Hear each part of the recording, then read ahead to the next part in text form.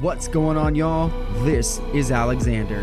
You are plugged into the Nerd Companion.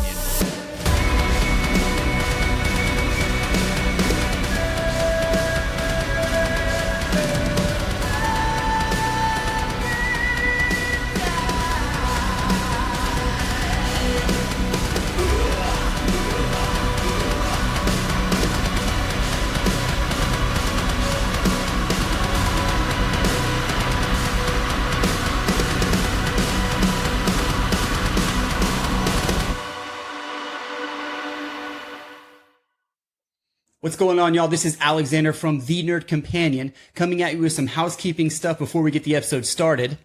You can now watch video versions of the podcast on YouTube at The Nerd Companion. Make sure you throw a like, subscribe to get all of the video content from this point forward. If you do prefer to catch it on the audio side, we are still on Spotify, still on Amazon Music, still on Apple Podcasts, or wherever you get your podcasts from. I would like to ask a huge favor from all my listeners, my followers, viewers, now that I'm on YouTube, is to throw a like, subscribe, share with a friend via word of mouth, or sharing it through a text message or whatever social media platforms that you use. I would deeply appreciate it. You can follow me on Instagram at _nerd_companion on Instagram for all Nerd Companion podcast updates and shorts. You can also do the same thing on TikTok at _nerd_companion on TikTok. They both post the same content on both Instagram and TikTok. So if you follow one, it's fine. You don't have to follow both, but if you follow both, it's all good. I appreciate it. Without further ado, let's get this episode rolling. This train goes on forever. Stay starving. What's going on, y'all? This is Alexander from the Nerd Companion. And today we are going to be talking about Stephen King's The Dark Tower, Book 3, The Wastelands. Cannot wait. One of the members here of the Ka-Tet, Guy. How y'all doing, y'all?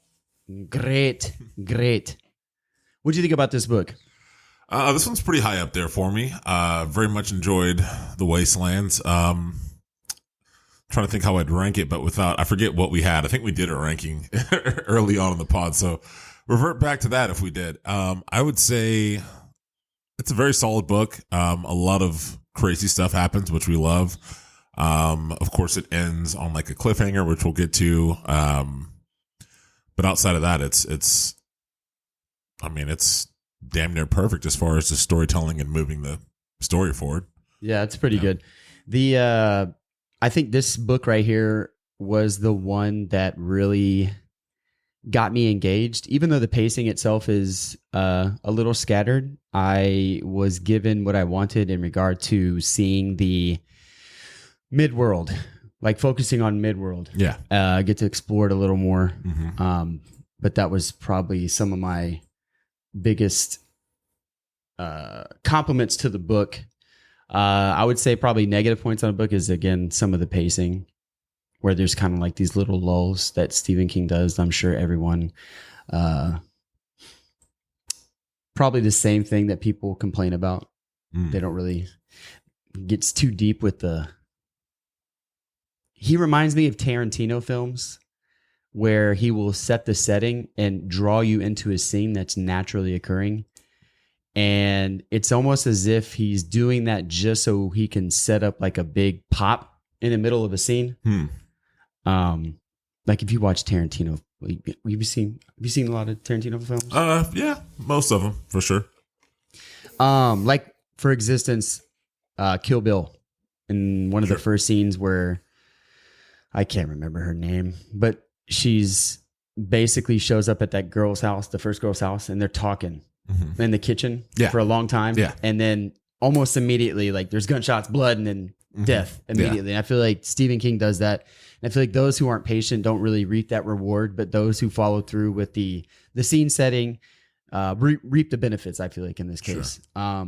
But yeah, let's jump right in. So we left off from the drawing of the three. Roland has now 2 additional party members in his group, moving towards the Dark Tower, moving inland away from the beach. They're walking through the forest, and at this point, Roland is basically training Eddie and Susanna, and we get the mantra that is forever echoed throughout the series. I can't remember how it goes. It's like, he who aims with his eye has forgotten the face of his father. Yeah. I aim with my heart, or something like that. Yeah, it's basically that. It's like, I do not aim with my eyes. He who is aimed with his eyes has forgotten the face of his father. I do not aim with my whatever. Yeah, it does a few of those, and then you really get to see the fire. You see the importance of the respect of elders in the mantra of this creed, the gunslinger. But so they're in the forest. Roland is training Eddie and Susanna as gunslingers, and I want to say that Eddie ventures off away from both of them. I can't remember what he's doing, but ends up getting introduced to a big monstrosity, Shardik, this giant mechanical bear, and Eddie runs and climbs through this tree, and Roland and Susanna hear the commotion, and they basically find Eddie up in the tree with this bear, basically trying to, claw him out. Mm-hmm. And Susanna recognizes a weak point in this big bear, and it's called like the thinking cap or something, but she ends up shooting it, and the bear falls out. But what we learn about this, I think Roland talks about it, is that this is actually one of the protectors of the beam, one of many beams that hold up Midworld. That the way I imagined it was that these beams run like slices of a pizza, and you have a guardian for each end of the slice of the line where it's cut, and they guard the beam to hold the tower erect so that all of existence is solidified, basically. And so we're seeing Shardik, who I don't think would necessarily attack, especially, well, maybe it would. I can't quite remember, but yeah, he's gone insane at this point. Yes, so yes. Yeah, I wasn't sure if it was the insanity or he was just attacking more ferociously because of the insanity, but there's something awry with the beams because at this point we know that the antagonists, or the League of Antagonists at this point, because we don't get a clear picture of who all is involved, but we know that the antagonists are working towards bringing the tower down, which is the entire premise of the story. Roland needs to get to the tower to save it so all of existence can continue to be. But yeah, so Shardik has gone insane. They go through this fight and end up defeating Shardik, which saves their lives, but at the same time, you've killed a guardian of the beam, and now things are a little more volatile and unstable. And from this point, they know that they are on the beam, and this is the path forward. If they keep moving forward down this beam, they will eventually get to the Dark Tower. So now we've set forth with at least a clear path to where we are going.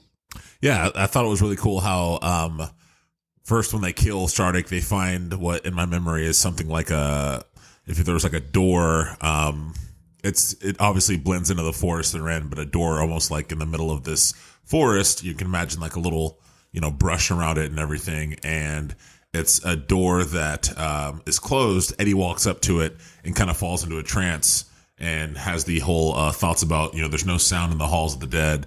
And then that ties into future things, of course, but you start to kind of see Eddie having this ethereal ESP, whatever you want to call it, kind of living on a different plane of existence. So you kind of see this starting with Eddie out of nowhere, because as of now, he's just gotten to the Roland's Earth, basically. So you start to see this, and it's like, well, what's that about? Like, Eddie's clearly got some kind of special, ability or special, level of existence on another plane. Do you think that this is the touch? Did you read The Shining? I didn't, but my brother, who you should be seeing on the other podcast, he mentioned that like there's a touch, and then same thing with what was the other one that he did? The other movie they did.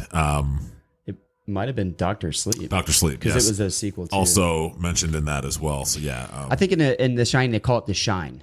right. Yeah, and so Stephen King does a really good job of like interweaving his other works into this, as it's basically his multiverse. I think we talked about it the first episode that this is the first time I had experienced, at least on a literary stance, a multiverse unfolding into other works of his. Yeah. So which was very interesting because the first book I ever read was Salem's Lot. Oh, okay. And yeah, then that's sick. I read The Shining. And then I got into the Dark Tower series. But so there was a little bit of similarities that I caught up on, which I found probably engaged me more in this series because I was like, oh man, there's so many like ancillary things here that, I find interesting. Like I wonder if other people found it as interesting too. I know what you mean. So Eddie, we see possibly has the shine, or he has the touch, which is kind of like what you said, this ESP, this like, telepathic, or I'm not sure if it's telepathic. He basically just is able, he's like a seer. He's like it's some kind of consciousness on a different plane, higher plane, separate plane of some sort.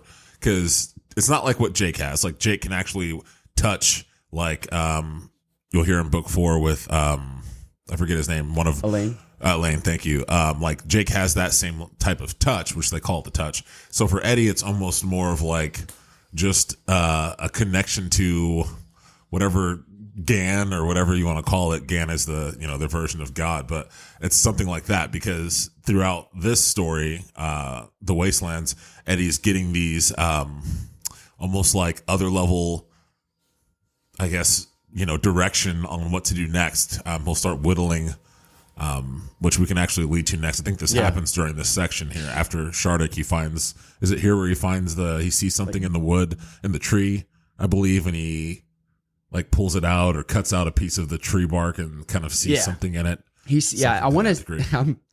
I probably have to pull up some wiki facts for you. He ends up.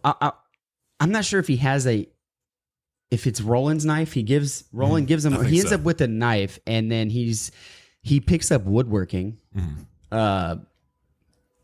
I guess because when you stop heroin, you start finding things to do. There's just nothing to do. Woodworking would be like whittling like an old person. There's nothing to do if you imagine. I mean, and he gets pretty good at it. Yeah, he gets pretty good at it. Yeah. So Eddie and Susanna and Roland, the Ka-Tet, their group, their party, they're moving forward, and at this point, you're introduced to, as you mentioned before, Jake, who was killed or had died in the first book. If you remember, he was the boy that Roland had let fall through the depths so that he could reach the Man in Black. Mm-hmm. So you're basically reading a chapter of Jake. You're like going, wait, I thought Jake died. So Jake, we should say too, when you said moving forward, it reminded me. So we mentioned how there was a door, and how Shardik protected that beam.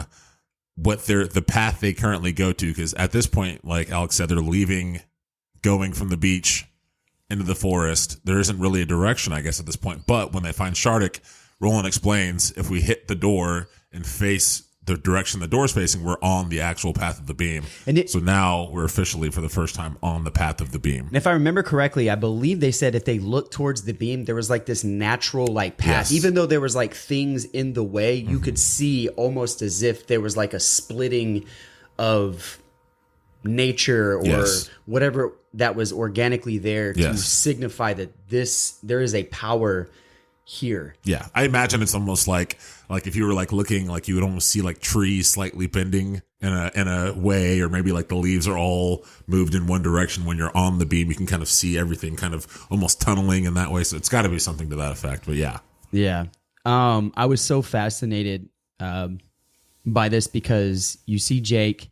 He is having these conflicting thoughts because he's telling himself he's waking up and he's like, I should be dead. Like he remembers dying very vividly, and yet he's very much alive, and he has this entire memory of being alive, but has the incomplete memory of being in outer world. Was it I can't remember where it was, but wherever he met Roland at the way, like he has these clear memories with Roland. That would have been Midworld, I believe. Yeah. So he has these memories, and then he's like, doesn't have these memories. So in a sense, he's literally going insane. He's having these like visions, but knows he wasn't there, but knows he was there. And so we see like this meld of like almost like these universes melting together into his head, and it's driving him crazy. And we're also seeing that with Roland as well.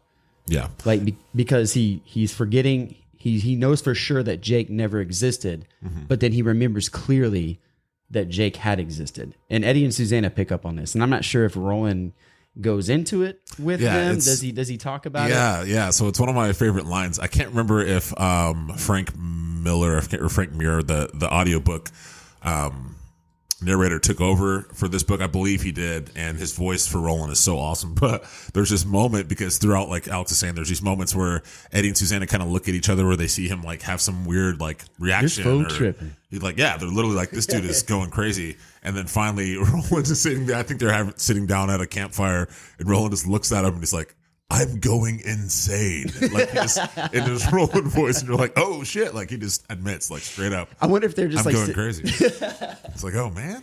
I wonder if they sat there and like, what did we get ourselves into? Yeah. Like, yeah. You just trust this guy. Now he's going crazy. He's like, this is not a good idea. We just jumped into a whole new world with you, man. What else were you going to do? Yeah. Now he's going crazy. But that's, I like how you made that point. It's almost as if there's like if you saw like two, you know, they say like in the whole, like universe theory, it's like if your world you're in branched into another world. So now there's like two separate worlds. Both of their minds are trying to like correct that, basically. So they're going insane, thinking both things are happening at the same time. So their brain is like fighting itself, basically, both Roland and Jake.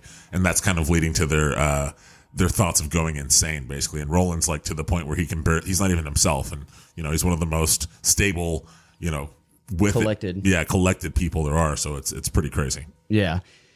At this point, so we're following Jake's story. He's in New York, and there's many points in Jake's story where you're reading and he's opening doors and he's almost expecting to see another world. Like he knows he shouldn't be expecting it, but he's opening it and he's knowing that there's something supernatural going on. But then he knows that it's crazy to think that.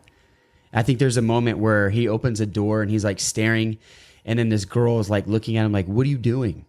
Yeah. Like, what are you doing? It's like, I just thought I was going to see another world. Yeah. And she's like, what? Yeah. So it's the great callback that Stephen King does throughout the entire series. But obviously a key arose. You'll see that a lot. I believe he mentions that in one of the books. But basically, we obviously had our doors in the last book.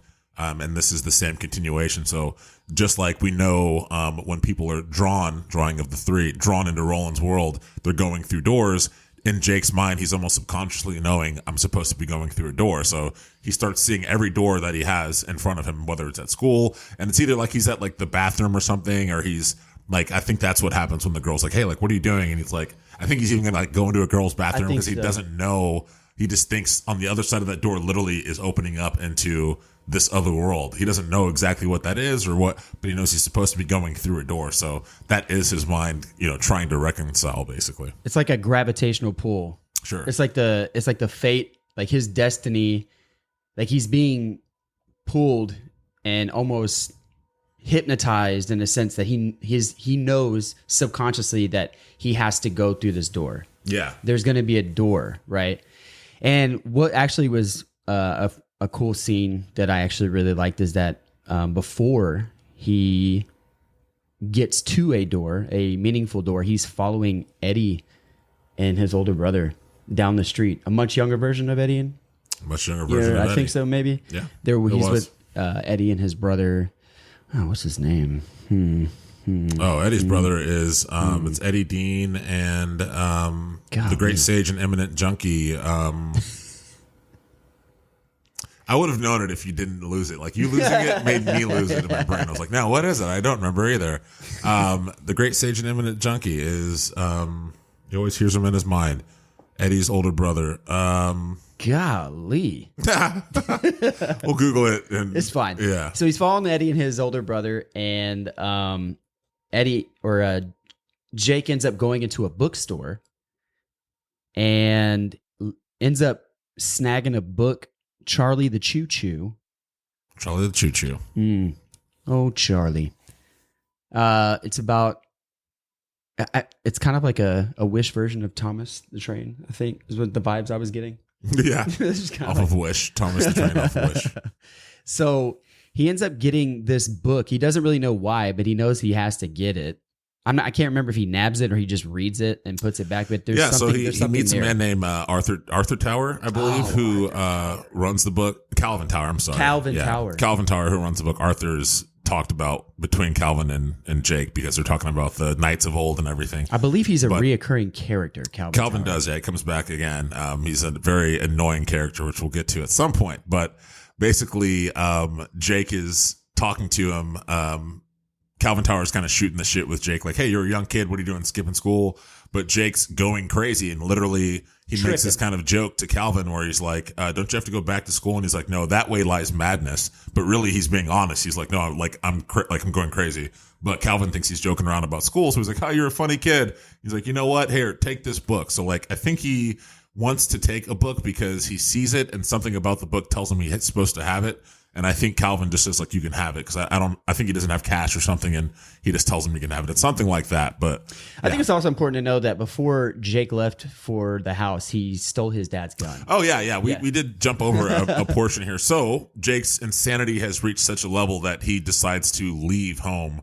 Of course, leading up to this moment, before all that happens, the big kind of break for Jake happens where he really thinks he's gone off the cliff basically. And, he decides to turn in. I don't know how you don't really see him, filling out his final assignment, but it's time for him to turn in his assignment for his class. And he's at a very, prestigious school. And when he turns in the class, it's nothing but gibberish and scribbles. He looks at his paper and it's literally talking about all these crazy things. And he's like, okay, they're going to find out I'm crazy because I have to turn this in. And it's nothing but gibberish about what's happening. It's like crazy. I forget what it says, but it's like a manifesto from a crazy person, basically. Yeah. And he turns it in. He goes home and he assumes he's like that my parents are going to be ready to send me to an insane asylum. And when he gets home, his nanny is like, hey, you have a note from your teacher. And he assumes it's going to be something about what's wrong with you. Are you okay? And she happens to think that he's writing this beatnik, higher thought kind of paper. And Ascension of the mind. Yes, really, he was just going crazy. And she's like, I love how you categorize the doors and the train and thinking all these things. But really, his mind is going so crazy. He's seeing all these things that are going to be coming because, of course, he has the touch. But he doesn't know that yet. His mind is literally just racing and going crazy. So his teacher thinks he's writing this, metaphorical piece on his life, basically. And that kind of sets him up for the thing. And then, of course, he decides to leave, realizing he's supposed to, something tells him, I guess he's supposed to leave. But before that, we should mention, even before that, we're getting ahead of ourselves. During this psychotic phase, when he's decides to skip school, I think the first day that he decides to skip, I think it happens twice, if I'm remembering correctly, but he's walking along and all of a sudden something tells him he's supposed to go in a certain direction, and that leads him to a key. But that key is on the other side of a fence. So he goes to this vacant lot. He goes to the vacant lot and he realizes something's pulling him there. So, this sense of rightness is pulling him there.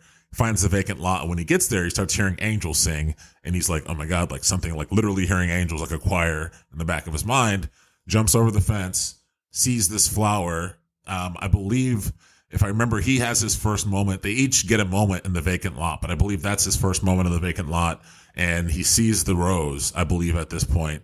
And if, to my memory, the rose unfurls and he sees worlds inside of this, a sun basically inside of a rose, and breaks down crying. And then, if I recall, he comes back around, realizes what's going on, and the rose is gone, but there's a key. So he takes the key, and when he grabs the key, all the voices in his head that are freaking out quit. So he realizes while he's holding the key, this crazy, thing that's going on subsides, so he can actually live a normal life. And that's what leads him on this journey. So he takes the key, when he goes home at that point, that's when his teacher or his nanny says, hey, you have a note from the teacher.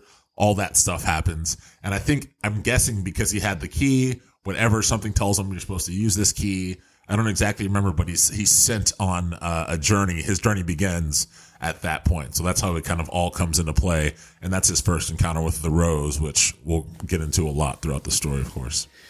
So he's making his way, and I think making his way downtown. Smirking around. Grab the gun. Going crazy in my hometown.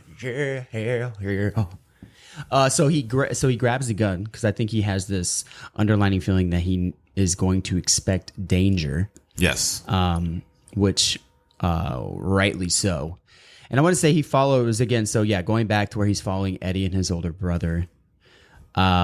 They come to a vacant house, which I want to say was a house they used to use in. I'm not sure.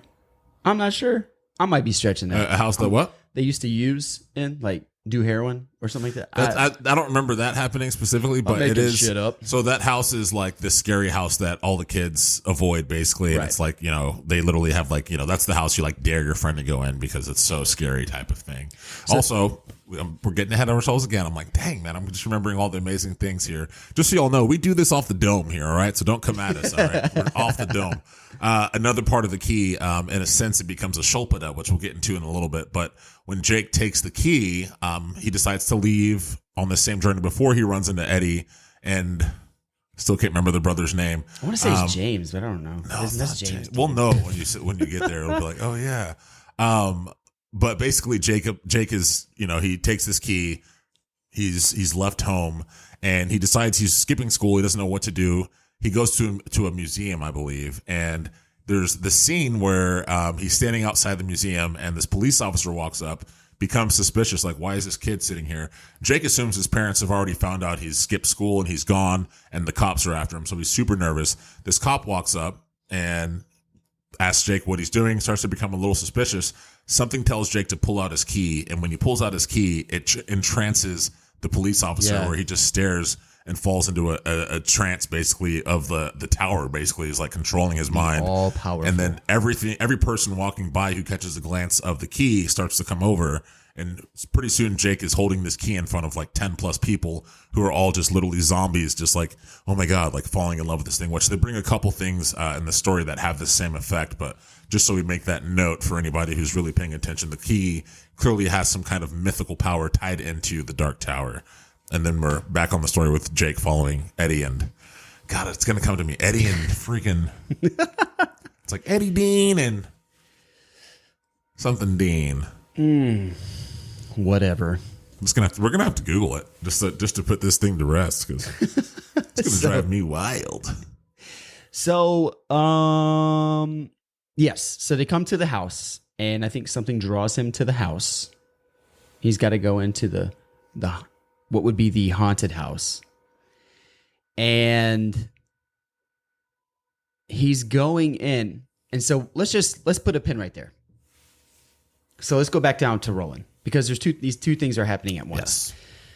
And so Roland, as you said before, goes and tells Eddie and Susanna that he is losing his marbles.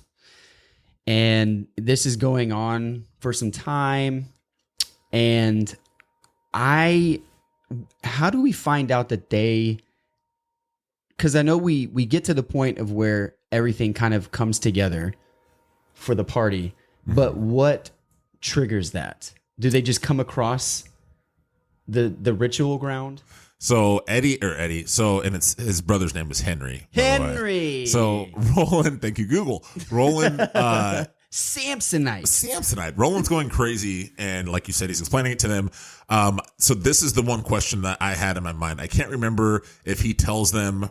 First off, he tells them what he's going through. He tells them that there was a person named Jake and that what happens and all that. But I can't remember if in this reality they know about Jake, or if in this reality they don't know about Jake. Because in one world, Eddie and Susanna. Because in one world it happened, and in one it didn't. So I don't know why they would, though. Well, the only reason they would is because he would have told them previously, leading up to this mental break. So I can't remember if Roland says, like, do you remember I told you about Jake? And they don't remember it, or they do. I think they don't remember in this world and setting, as if it never happened. Because in one world, Jake never goes into never gets pushed and never dies, never ends up in Roland's world. So I think they're currently on that path, if I remember correctly, because he's like, do you remember me talking about Jake? And they're like, no, you never mentioned to Jake before. I think that's how it happened in my mind. But either way, those two worlds are currently simultaneously happening. And he explains what he's going through to them. So he tells them there was a boy named Jake. He died. I sacrificed him to go take on, to chase down the man in black. So I think that is, that's definitely how they come to know about Jake. But yeah, that's how they know about Jake, is he explains that he did that, and then we soon start to understand what's happening as things kind of connect. So Jake and Roland are both going crazy simultaneously, and they come across what appears to be a ritual ground. And the way they describe it looks like Stonehenge in a way. There's just like these little, that's how I see it, outcropping rocks in a very systematic way. And you see there's like this ground that is kind of vacant where a ritual had taken place or needs to take place. And I can't remember. A speaking ring. And we know that this ritual site is inhabited by a demon. The same thing that he saw in our book one discussion. Whenever Jake disappears, he accidentally wanders into a speaking ring and is taken by what's not even a demon. It's a elemental is what he calls it. Yeah. So as Roland explains, there's one demon, elemental, whatever, that guards a speaking ring. So he knows there's one that's there, and he explains we're going to have to go into it. But right before that, of course, what leads to this understanding, like we mentioned, Eddie with the key, or Eddie with the whittling. Eddie starts to realize he's whittling out a key shape. So while he's going, he starts whittling out a key out of this wood, and it starts to become he considers it the best thing he's ever whittled. This is on their way to, as they're traveling there. So that's kind of leading up to that point, basically. So they know that they're going to need a key to open some door somewhere to get Jake in, basically. And this is like one of those moments that we're talking about that Eddie is like, he knows he's working on this wood project. He doesn't know why, but he knows he has to. Yeah. And so they're coming to the speaking ring, and it's inhabited by a demon. And I'm not sure who comes up with the game plan. Roland, of course. But essentially, it's gonna get freaky. Essentially, they know they have to summon. Does he know they're trying to get Jake at this point? I think they know it's time to get Jake. I think, in fact, and Roland I think feels the urgency of like, we have to hurry up and do this because the worlds are going to close basically if they don't do it. It's like catching a train schedule. Yeah, is basically what it is. And they have this one opportunity where Jake is going into this house to get to the place he needs to be drawn, and they need to be in this ritual spot, and they need to have accessibility to draw Jake in. And I think Jake knows this going into the house. Yes. And they all know this going into the speaking ring.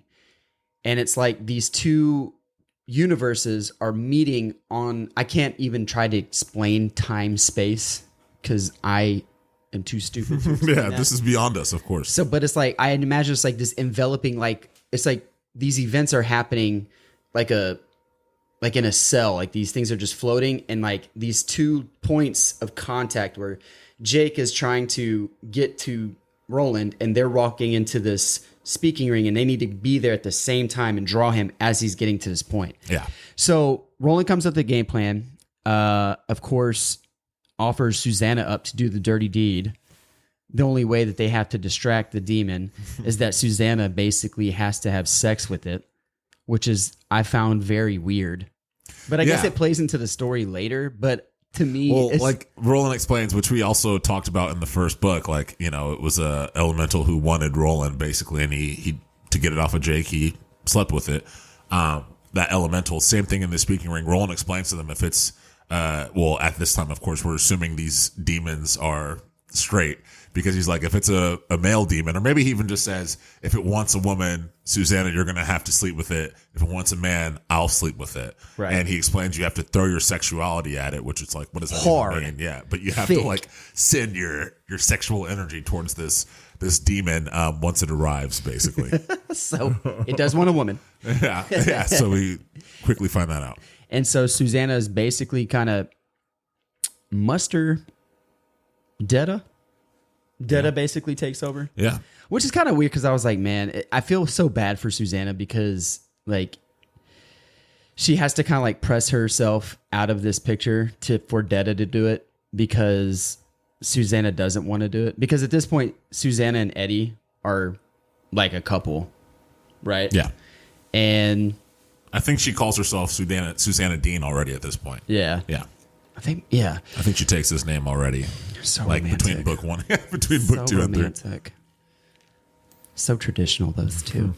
So yeah, Susanna's got to bang the demon, and I'm not sure what Roland's doing. I can't remember, but I know that Eddie is now like trying to he has the finished key, and he's now having to draw this door in the sand. Yeah, and it's like frantic. Like he's trying Yeah. to. He has to draw it perfectly. Because I remember he was like worried about the details, and Roland's like come on, or like it was like this big like thing that they've got to hurry up and make this door into the ground. Yeah. And so while this is all happening, Jake is in a haunted house, and this house becomes alive, and there is a demon inside this house. And this house, basically, the way I thought about it is the boss in Final Fantasy VII, where you're fighting the demon door. And like the end of this one, it's basically like a demon that's like basically, taking form of like the wood, and it's like trying to reach out and like grab Jake, and Jake's just trying to open the door, but the door won't open because Eddie's not done drawing it in his reality. Yeah. And so it's kind of like this race, but essentially Eddie draws the door. He uses the key to open it up. At the same time, Jake is opening the door, and as he's opening him up, like Roland is pulling him through. And there's like this moment where like everything just shifts into place. They remember that Jake was there. Like all of the insanity feelings that they were having at that point, like comes to a stop because now Jake is there. Mm-hmm. So, and I remember Jake saying, and like everything coming back so clearly, like promise me you won't drop me again. Yeah. And Roland's like, I'll never do that again. Yeah. Because he realizes they both realize the history, and it becomes real. And of course, Stephen King loves to give you this, but of course, Roland in the back of his mind wonders if he is telling the truth. And he asks himself that. Yeah. And even Roland in the back of his head is like, he says it, and then he's like, why did I say that? Like, would I really do that? Yeah. For the Dark Tower? Yeah. I would probably sacrifice every single one of you. Like so dark, so terrible, Roland. But yeah, that's exactly which was really cool. But as a couple important key points, not to dwell too much on the demon sex part, but basically, which I always heard it in this way. I don't know why I think they make this Stephen King writes like there's just like almost like what I would imagine like when you break a mock speed, when they go into the speaking ring, all of a sudden it's like and it starts to rain out of nowhere, and they see a demon moving through the grass. They don't see anything, they just see through the grass. If you imagine from far out, it's like coming back to its ring like it was out wherever, and they entered it, and he realizes it, so he comes in. They immediately, I don't know how they tell who it is, but it goes for Susanna. She flips into Detta mode, and basically the demon starts to obviously do its thing, but what happens is she flips and turns into Detta mode, and Detta's completely crazy and psycho and starts holding the demon so it can't escape because the demon tries to get off of her, but Roland done. Yeah, but Roland needs to exactly the demon did what the demon came to do. But Detta didn't get hers. Detta won't let it go, and it's trying to get out, but Roland has to hold it. So he's holding onto her shoulders. You're doing great. She's doing it. Literally, it's it's trying so to gross. Keep her alive to protect Eddie. Yeah. Yeah, oh, but that's the key part, which becomes a huge thing later on. Yes. In the story, of course. But yeah, so that's basically what happens in that passing. And then what I thought was pretty cool too is they basically the way they explain it is there's a ground, and Eddie had to draw a door in the ground. He eventually gets the key perfect. He had to take one little extra piece off the key because he hadn't finished it the way he thought he did. He gets the door open, and if you imagine if you opened a door on the ground, you'd be looking straight down. But what they actually see is a sideways view of the house, as if you were standing up directly in a house. So they explain how pulling Jake through was somehow both pulling him up and like to the side, if you would, and he's holding him by his hair, yanking him through this door, which I thought was really cool, just to think about like going from one world into the next, like, and you're just shifting into this whole nother space. But that is the last person that had to be drawn from the drawing of the three. So it's really the book, the final part of the drawing of the three before they even truly enter the Wastelands. It's kind of how the book, in my opinion, that's how the drawing of the three really ends when you think about it. But yeah. And I think that's what happens at the end of. And I think that's what sets Roland and Jake's insanity, was because they killed the person who was going to kill Jake. And so by killing the pusher, you had that like butterfly effect with messing with fate. That is right. That's right. So at the end of the book, you push the killer who killed Jake, that is right. who did, you kind of like messed with the future. You messed with the timeline. So that's why Jake is alive. Yep. That's why Jake is struggling with, well, I thought I died, but I didn't die. And then the same thing with Roland, because he messed with time itself. He intervened with that, dealt with someone else's fate that they all interacted with. Yeah. If we didn't mention that in the last book, we're sorry. Yes, that literally happened. That's exactly what happens. I don't think it needed to be said. No, maybe not. But you don't know yet until you get into the Wastelands. Yeah, when they're inside of Jack Mort, that's exactly what happens. Roland comes forward because he realizes he's about to push Jake, and he thinks it's the Man in Black. He's like, oh my God, this is the Man in Black about to kill Jake, but it was Jack Mort. So he comes forward in his mind and stops him from doing it. And that's when, that literally leads to him going insane. Like, you messed up, Roland. You made yourself go crazy. You'll learn. But yeah, so that leads us back to the end of that whole ordeal once they come in, and now things are more or less normal, and more traveling ensues. There's a good amount of traveling in the story. But who do they meet? They end up getting a good friend. Yes.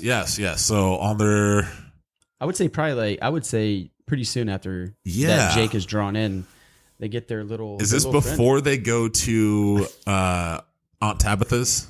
So if you remember, they meet Aunt Tabitha on their way to Lud, but somewhere along this way. I think always before. Yeah. So before they, as they're traveling along here, there's a creature called a Billy Bumbler that comes into the story, which he becomes part of the Ka-Tet.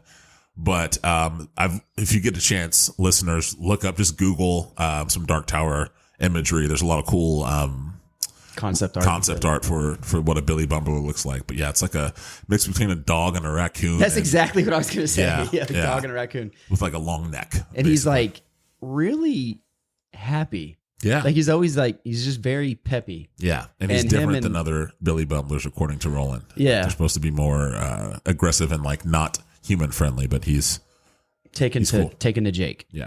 So they're taking the Great Road, and they come to a town of River Crossing, and let's see.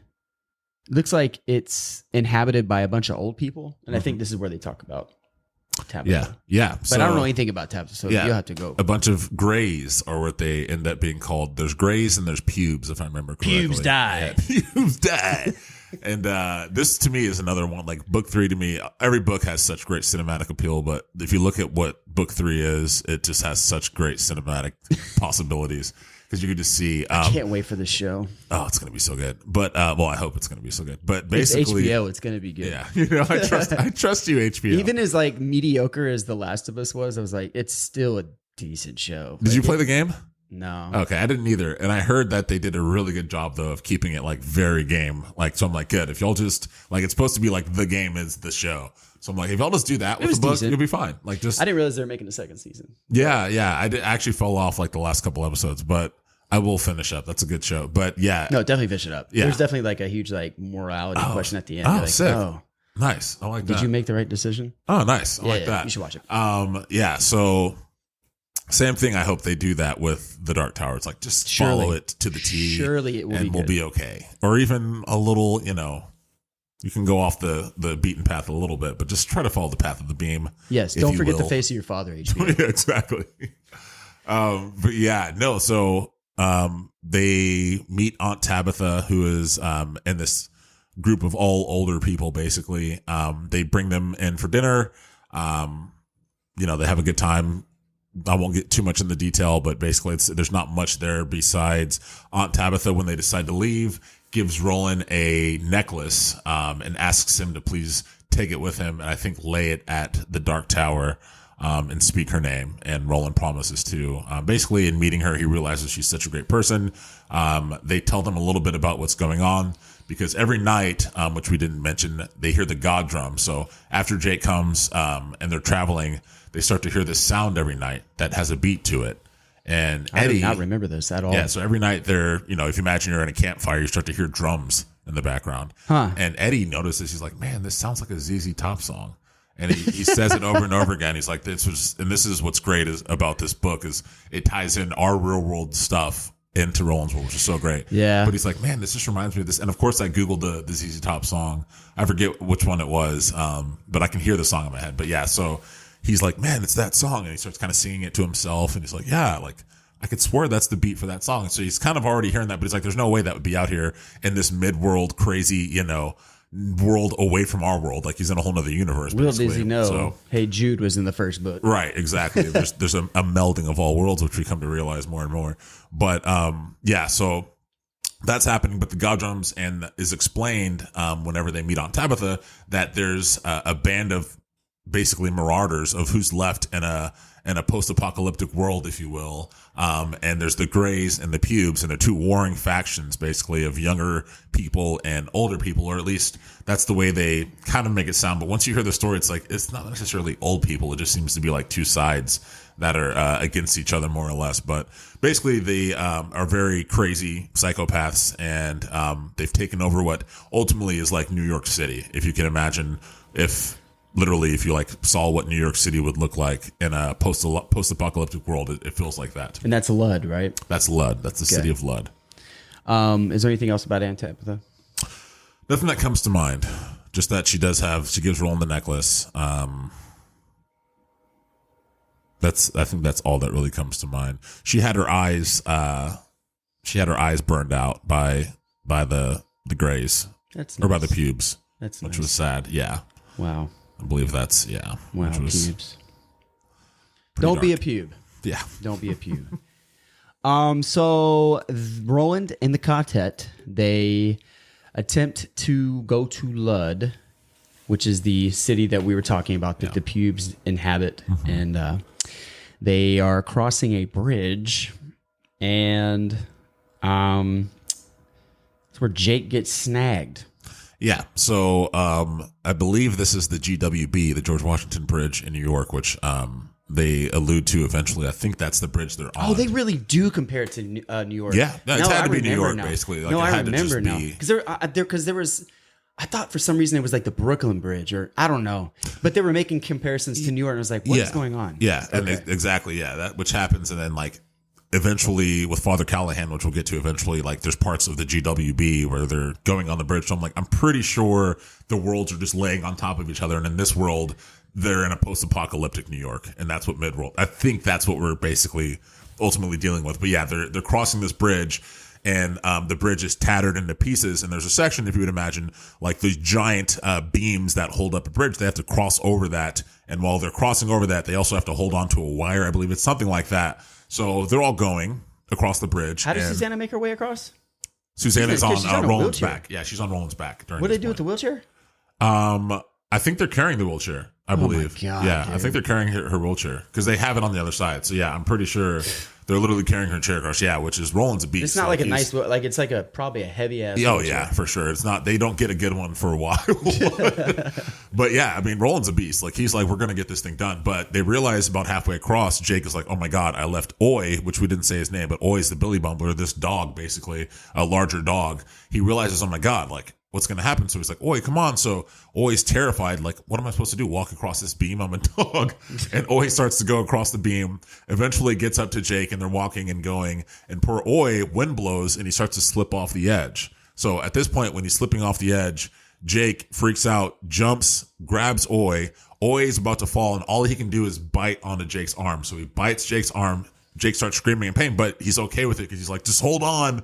Roland or Eddie, I think Eddie jumps and grabs Jake, and then Roland has to jump and grab Eddie, I believe. So they're all holding on to each other, chained to save themselves. Now, during this time, all this is happening, they don't realize Gasher, one of my favorite characters of the story, comes into play because he sees them from the other side of the bridge where they're heading and comes out into focus. So they eventually save Jake, pull him back up, get him back on the bridge, and they look forward, and there's a man across there just standing there. And he's like, "How you doing?" Which, if you haven't listened to the audio, listen to the audio during that part. That guy's, he's so good. Your old pal Gasher. Like, it's the funniest voice ever. But basically, they decide, he decides we're going to take we didn't say this, but pubes are like highly valuable. Like, they want to get kids. We don't really know what they want to do with them, but they want to steal kids and have them join their gang for whatever weird reason. So Gasher sees him and is like, okay, well, I want to steal this kid. So while they aren't looking, because Roland could have just shot him without even thinking about it, but while they're trying to save Jake, Gasher comes out with a grenade, and they come back, get back on the bridge, and Gasher's standing there, and he's like, hey, I'll throw this grenade at y'all if you don't give me Jake, basically. So ultimately, Roland decides, okay, we're going to let him have Jake. They're all like, no. After we just said. You're right. Yeah. He literally said he wouldn't let him fall. After we just said But Jake understands the situation and looks at Roland, and Roland's like, I promised you I wouldn't let you fall. And I think Jake even says, he's like, I know you won't. Like, I know you're going to come for me. So he has to. I'm reading this and going, God damn it, Roland. Yeah. You just said it. But for the sake of everyone, because Gasher, I think what they say is like literally Roland can see in Gasher's eyes that he has the crazy, like, oh no, he'll do this. Like, he's crazy.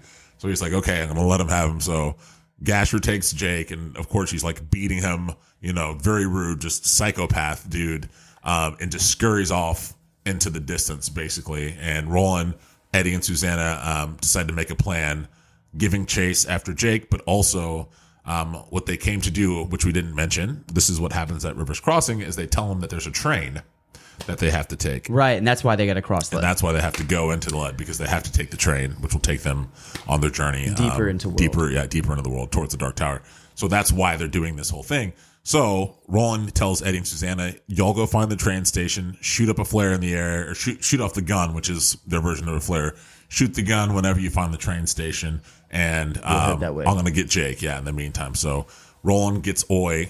Oi uses his sense of smell to go after Jake, and they take off going after Gasher, while Eddie and Susanna now split, go through the city of Lud trying to find the train station. And that's where our Ka-Tet splits for the first time.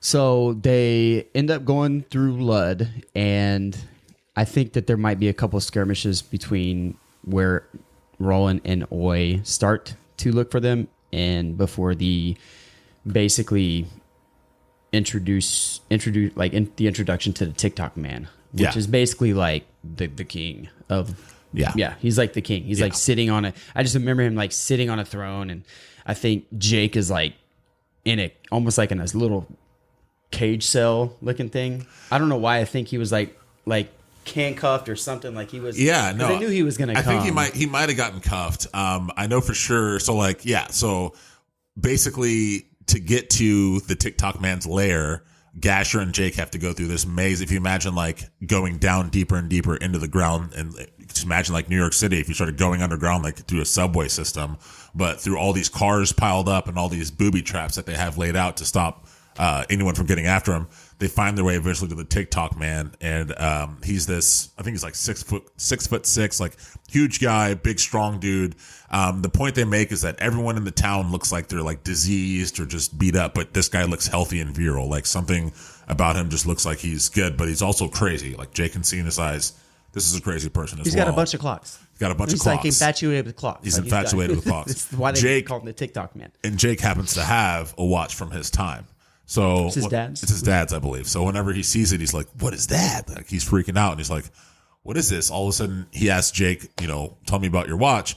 Jake doesn't realize the things that TikTok man knows because he's in the city of Lud with all these computers. Now Jake, I believe, mentioned something like, hey, he asked Jake about his watch, and Jake says the word computers. Like, I don't know like how it works, like computers or something. The TikTok man freaks out. He's like, what do you know about computers? Because the TikTok man knows that there's this big underground layer of computers that he wants to control. So he starts to think that Jake knows all about this stuff, though Jake has no idea of what's going on. So he starts to be completely aggressive. I think he punches Jake in the nose. Like, this is a 6'6" man. Yeah. Super huge guy beating up a little kid at this point, which Gasher did already leading up to that point anyways. But basically, Jake doesn't know what to tell him. He's crying. He's like, I don't know, what you're asking me, basically. But the TikTok man just doesn't believe him, basically. What's his name? TikTok man? Yeah, he has like a line of he has a line. I forget he does have a name. I can't remember. But a big point is on their way to Lud, they see this plane crashed into the ground, and Jake kind of notices something on the plane. He's like, hey, give me a boost. Gets on top of the plane. Wait, this is before they get to Lud? Before they get to Lud, and he sees a swastika on a plane. Yes. And he's like, how is that here in Roland's world? So that's kind of a weird thing he notices. And I believe, if I'm right, inside the plane was a giant body that was almost so big that it shouldn't have fit in the plane. And Roland explains, God, that's the name right there. But anyways, it comes to be understood that this was someone who was in the TikTok man's lineage, so like his grandpa or something like that, which the TikTok man knows about to some degree, but you don't really get much detail beyond that. But basically, Jake says something about Lord Perth, who's in that lineage, and the TikTok man freaks out on him and starts attacking him like, don't you ever use that name. So there's some kind of weird thing going on there with him having some kind of understanding about what happened there. We don't know, and I don't even think it gets brought up more than that. Yeah, I don't even think they explain it, but that's a really cool part to show how the worlds are blending more and more, so we don't really understand truly how Nazi planes are somehow inside of the world that Roland's in. So somehow our worlds are meshing even more as the beam weakens. Right. So let's see. Do you remember how Roland basically gets Jake back?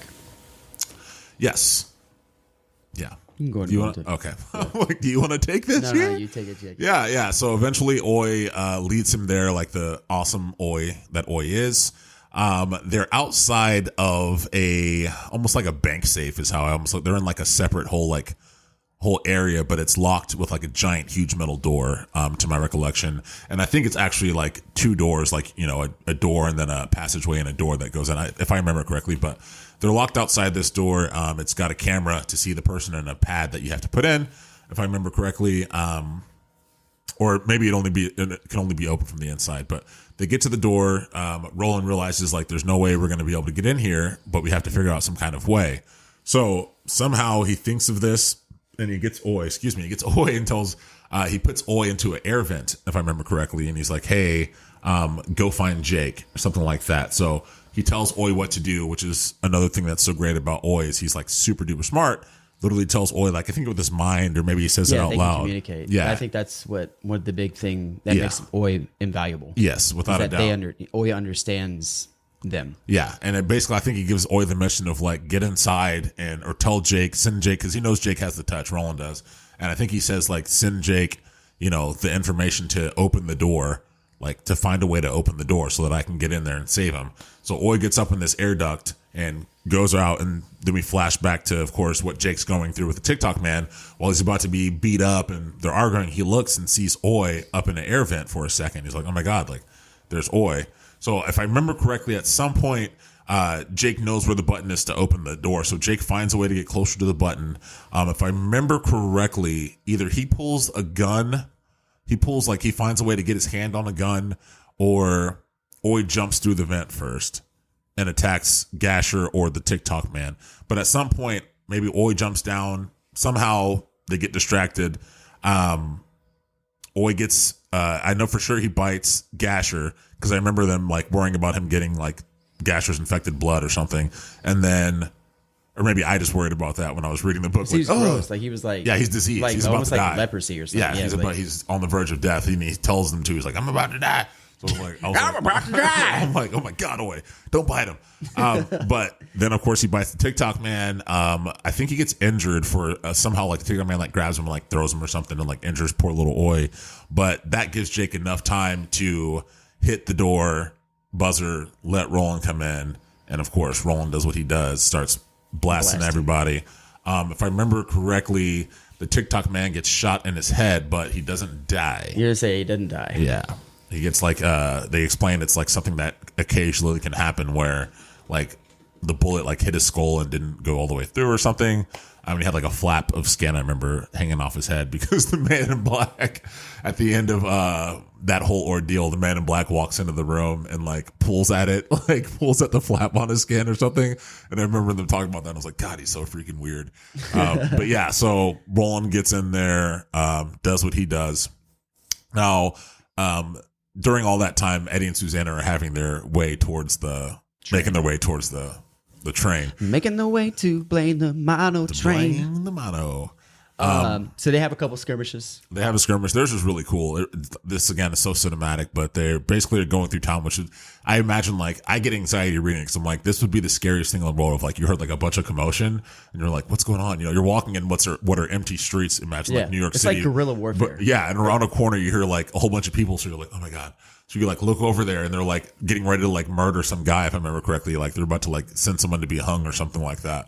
And all of a sudden someone looks around and it's a little kid. And the little kid's like, hey, come with us. We're about to go hang him and send him. I think they say send him on like the rail or something, like, we're going to hang him. So they're like, hey, it's like a little kid. He sounds like cheerful. He's like, hey, come on, we're going to go hang this guy. And they're like kind of just staring at him. And then he starts getting closer. And as he gets closer, they realize it's a little person who looks like an old man. And all of a sudden he pulls out he's about to pull out a grenade. And then Suzanne is like, hey, don't move. And he keeps going and she just has to blast him and just boom, kills him. And then when she kills him, of course, that makes people start to turn around like, what's going on? So if you imagine this mob of like psychos, you know, in this post-apocalyptic world, and if I remember correctly, they just kill a few and then they start to scatter. It kind of like, they kind of put because they're not like really trained. They're just like, they're just easily scared off. These guys are gunslingers. They're here to kill. These guys don't, you know, they're not really fighting. Fighter. Like, you know, they don't have guns. Very few people have guns in the mid-world place. So they end up getting to Blaine. Or do they meet up with Oi? No, they get to Blaine first. Okay. Yeah. So they get to Blaine, I think now that they're waiting. They're waiting for Roland, Jake, and Oi. And does anything happen between that and them meeting up? Yeah, so this is what kind of sets everything off. So when they get to Blaine, they're trying to figure out how to, like, what's going on. Like, they don't know what's what, but they're told, do not go to the cradle. The cradle is the train station. Like, do not go to the cradle. The people, after they shoot the little person, poor guy, well, he was trying to kill them. We're going to go hang somebody. But after they shoot, it's literally like that. We're going to go hang him. It's Tuesday. But after they shoot that guy, they threaten some of the other people, like, hey, we're trying to get to the cradle. Show us how to get there. And they're so terrified, like, we won't go all the way there. Like, we'll take you some of the way, but, like, you're going to have to kill us. Like, we're not going to go into the cradle because we'll get killed. We'll get blasted with lasers or something like that. So it sounds kind of crazy. But when they get there, they all of a sudden see this giant pink train. And it's like, okay, like, they have this ominous feeling like, okay, something's kind of weird here. And they want to get the train on. So they get to, I believe when they get to the train station, I think they're trying to figure out what they have to do. And then all of a sudden a booming voice comes on, if I remember correctly, and that's Blaine. He wakes up and they hear Blaine talking through the intercom. And it's so loud that if I remember correctly, it goes through all of the city. Yeah. And it's basically like a giant intercom going through all of the city. But what Blaine tells him is, to get on the train, they'll have to answer a riddle, basically. And the riddles are introduced already? Yeah, immediately. Okay. And the riddle is a keypad they see. And the riddle is, to get on the train, you have to prime the pump backwards. So they're like, what does that mean? Prime the pump backwards. That's the riddle, leading up to this, basically. And I can't remember if they first figure it out or they wait until Roland gets there. I think they figured out when Roland gets there. But basically what happens is, they know that Blaine likes riddles. Somehow Blaine asks them, Blaine asks them, he's like, do you know any riddles? And he asks them that. And then Eddie is like, well, we don't know too many, but our friend Roland does.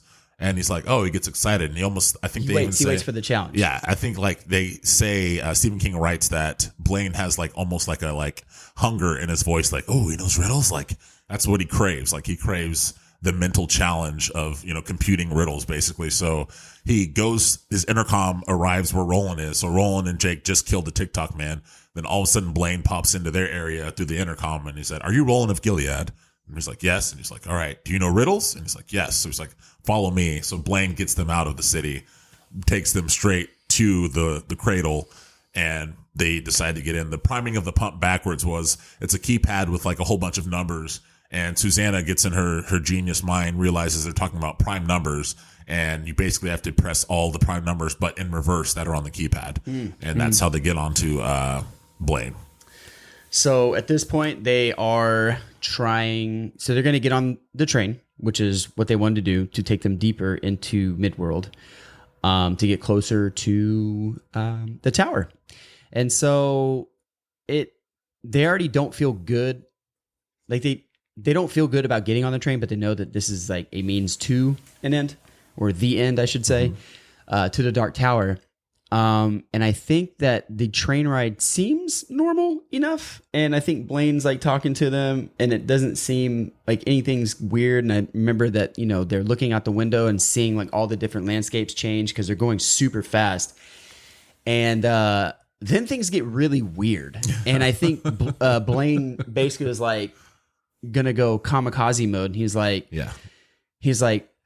this rail doesn't go on forever, and I'm basically going to run myself off of it, killing all of you. And the only way to stop this is if we can play this game of riddles. Yes. And I think they're answering riddles back and forth, and I think Roland is telling the riddles and the computer's figuring it out, and then the computer's doing one, Blaine's doing one, and they figure it out, and then they're coming to this point where they like have to stump him because time is running out.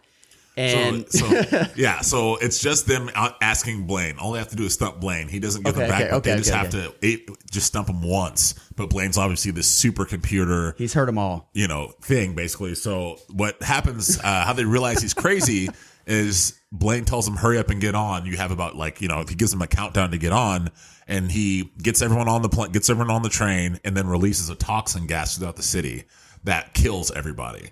And that's when they realize he's crazy. So they're leaving, and all of a sudden this purple gas, if I remember correctly, starts going out. And when it touches anyone's skin, immediately they start bubbling and dying. And Blaine has the ability to turn the cabin walls clear and translucent. So he opens up the cabin wall so they can see the entire city as they're escaping, going through the grasslands and everything. Everyone who gets touched by it is getting murdered. So they're like, oh my God, this is a crazy freaking train. So they realize it's a crazy train, Ozzy Osbourne style. They realize that it's a crazy train they're on. And Blaine basically tells them, and what's cool is, we forgot to mention this, but that book that Jake gets at the bookstore is called Charlie the Choo Choo. Jake has this weird feeling about the book. He says it looks weird and it's something strange. And whenever he was scary, there was something scary about it. Even though there wasn't anything scary about it, yes. There was something.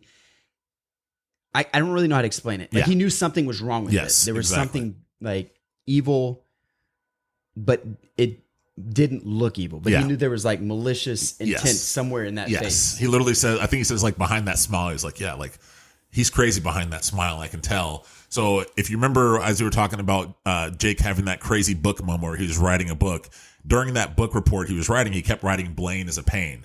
So he was already foreseeing this with his touch. So he knew that there was a train coming. He knew something was wrong with it, and he knew it was called Blaine, basically. So once he sees it, Jake freaks out. He's like, oh my God, this is it. He knows something's wrong with the train. So Jake was already on top of knowing something weird and bad was coming with this train. So at that point, he's like, this is exactly what we signed up for. So leading up to Blaine, Roland talks about riddles. So, of course, universes spinning around their heads. So they almost were getting ready for what was happening. But Roland happened to talk to them about the olden day while they were on their way to Lud. And he talks about riddling and how important riddles are.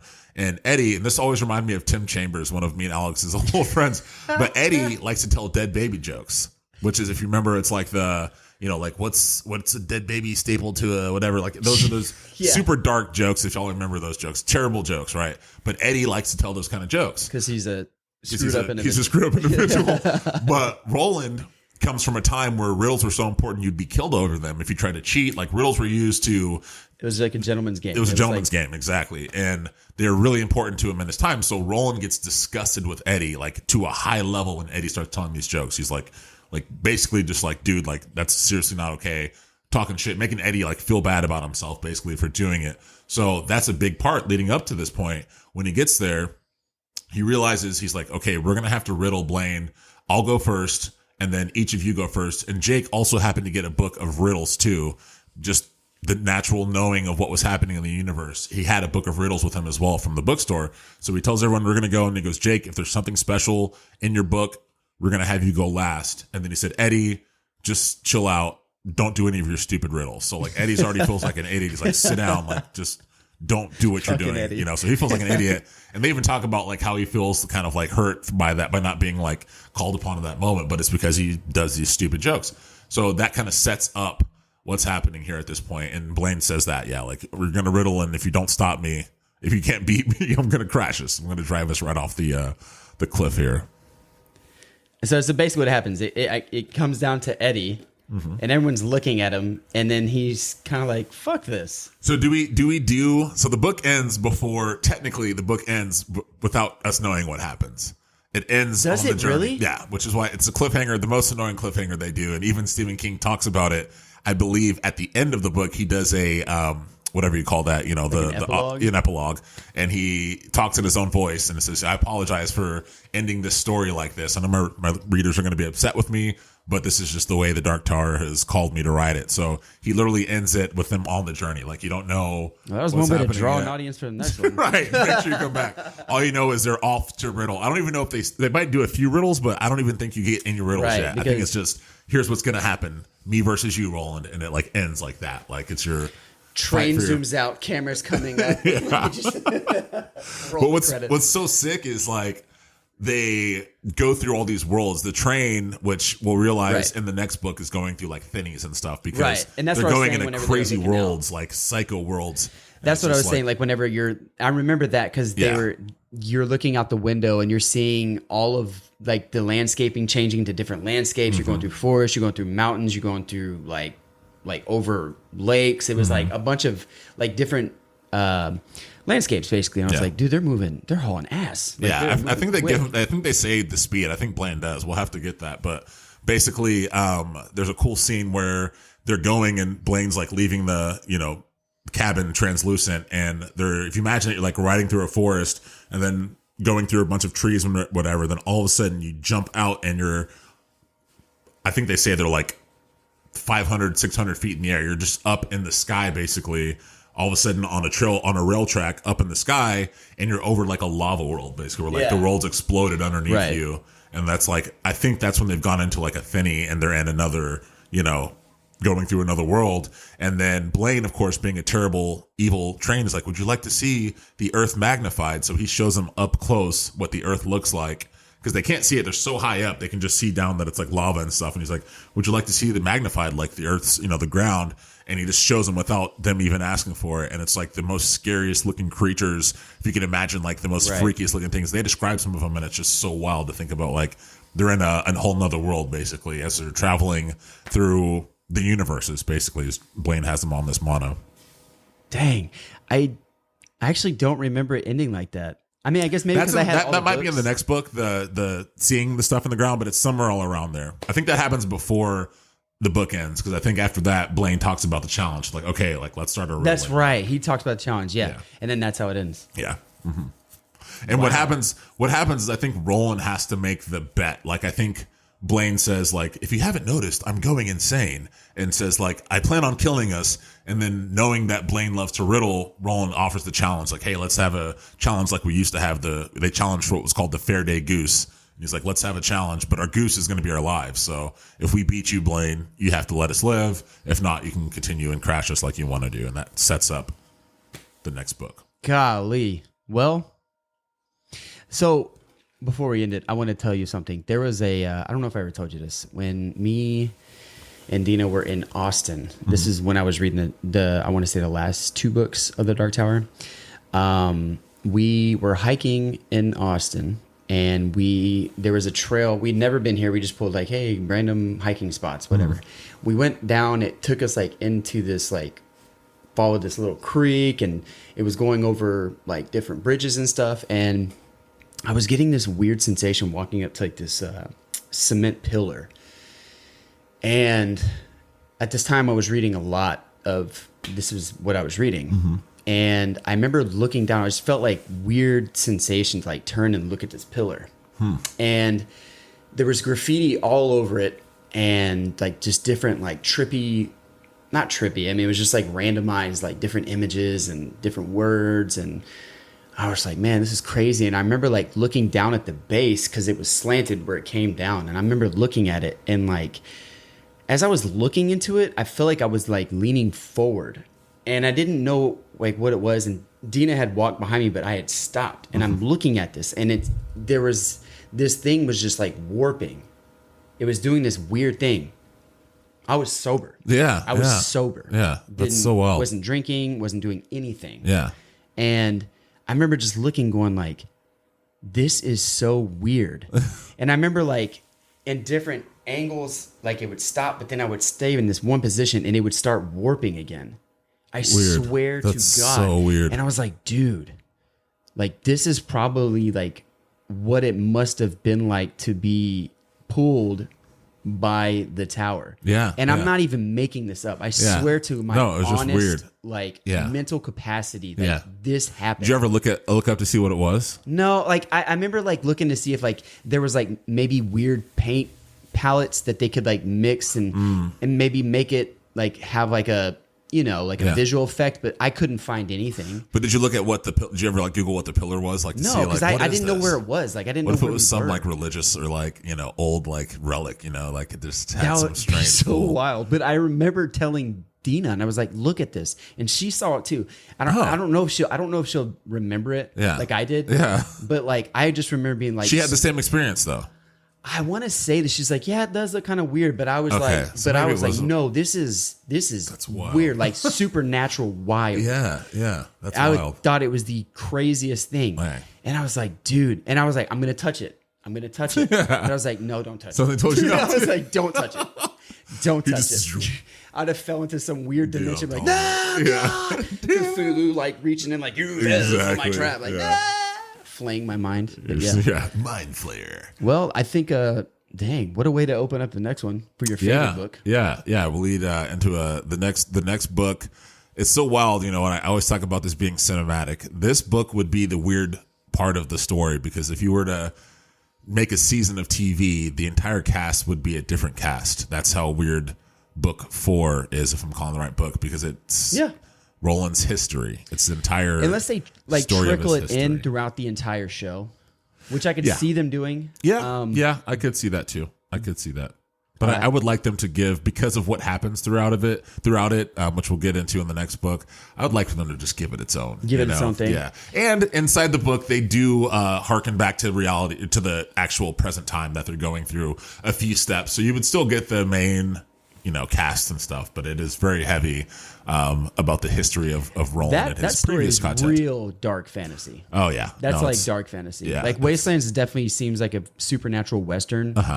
The next one, Wizard and Glass, is definitely fantasy. Yeah, for it's sure. called Wizard and Glass, you know, like it is straight up. It is straight up that. Yeah, it gets very, very, we'll just say very fantasy. Yeah. I feel like I don't want to give it that away. one was everyone's favorite. I feel like anyone that I talked to that read the series has said Wizard and Glass is my favorite one. Yeah, which is a trip, because it's like the favorite is one that's not even like, in a sense, it doesn't feel like it's canon, because it's like, well, this pretend, it's just the history. It's like, this isn't the actual storyline we're on, but it's just so great. It's so well done, and it sets up Roland, and of course the audiobook is read so well, which is how I ingest the Dark Tower. So One of it's my just done favorite so well. quotes is in that book. Which one is that?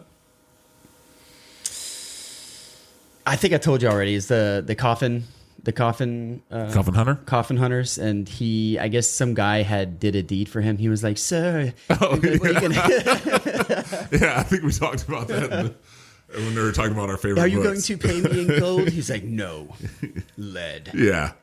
Yeah, the best. It's like, oh God, Yeah. what a gangster thing to say before you screw somebody out of a deal. You Yeah. piece of shit. It's I'm telling you, man, you have to go back over some of these with the audiobook, man. It's so funny because the guy's voice is like, "No, buddy, I'm paying you in lead." Like the way he does the voice is so good. Hell yeah.